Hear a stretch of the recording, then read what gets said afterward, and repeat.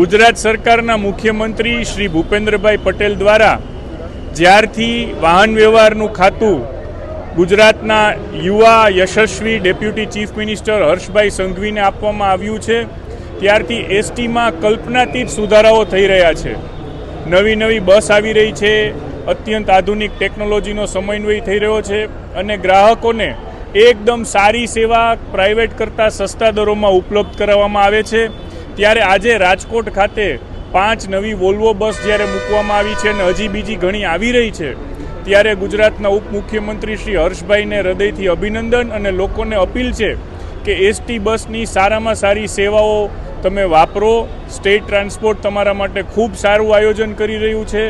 જ્યાં કોઈ નથી જતું ત્યાં એસટીની બસો જતી હોય છે અને હવે એસટીની બસો સંપૂર્ણ સુખ સુવિધા સાથે ઉપલબ્ધ છે અને પ્રમાણમાં પ્રાઇવેટ કરતાં સસ્તી છે। તો સૌ લોકોને અપીલ છે કે આ બસનો ઉપયોગ કરે।